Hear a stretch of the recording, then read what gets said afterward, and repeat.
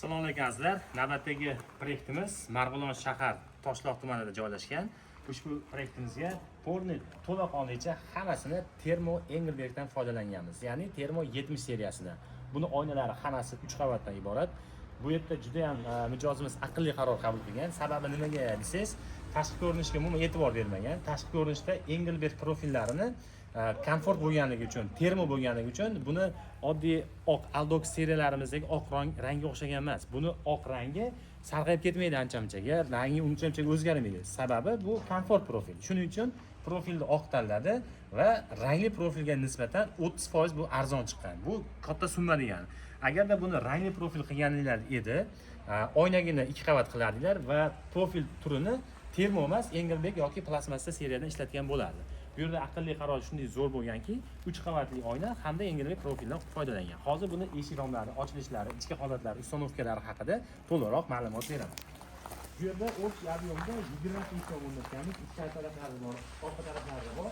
Hozir yurakdan kirish qismi, asosiy qismi termo 70 profilda, tashqarisi energiya tejovchi oyna bo'lgan va ichkarida ikkita oq oynagimiz bor. Buni zamogiga keladigan bo'lsak, germanskiy GES zamok qo'yilgan. Ya'ni bu zamogimiz yuqoriga ko'tariladi. Bu yerda ikkita tili va tepada, pastda 4 ta joydan qulflanadi. Buni qulflanish holati termoni juda yaxshi bilasizlar, komfortligi qayta ruchkani tepaga ko'targanda nagruzka kalitga kelmaydi. Faqatgina bu lok qilib qo'yadi xolos, ruchka bekinmaydi. Oldin mana bu kalitga mana bu yerda chiqadigan mana bu tili kalitda burilardi. Sababi kelgan kalit qiyshayib qoldi, sinib qoldi, ishlamay qoldi holatda ko'p kuzatiladi.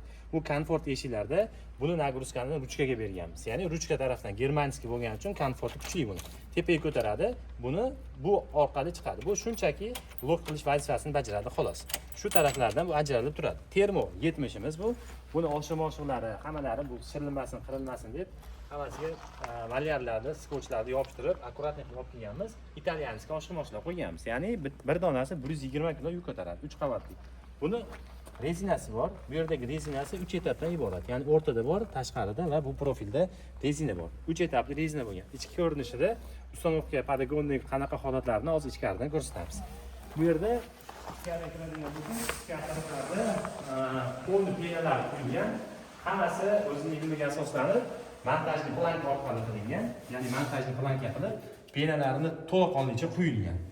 Profil umuman teshilmagan. Endi buni podagonligiga to'xtalamiz.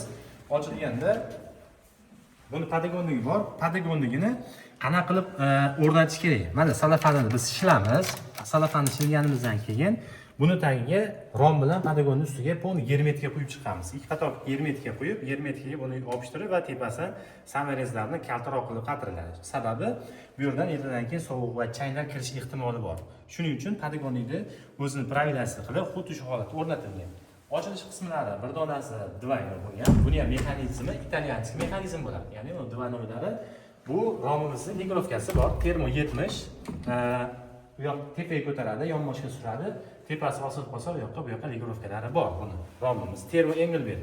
O'zi bunaqa joylarga ko'pchilik termo emas, bo'yi kichkina ekan plastmassalar bo'laveradi deyishgan, lekin o'sha aytib o'tganimdek rangiga emas, profiliga e'tibor bergan. Bu yillar davomida hech qachon deformatsiya bo'lmaydi. Alyumin bo'lganligini hisobiga. O'rtasida shu termo kauchuk bor. Issiq sovuqni o'sha ajratadi. Mana hozir tashqarida ozgina quyosh bor, ichkari issiqroq, tashqari sovuq. O'sha mana shu yerda o'zida ajratib turibdi. Agarda shunday komfort xizmatlar kerak bo'lsa, albatta Tamos Akfaga murojaat qiling. Boramiz, obyektivni o'lchaymiz, ko'ramiz.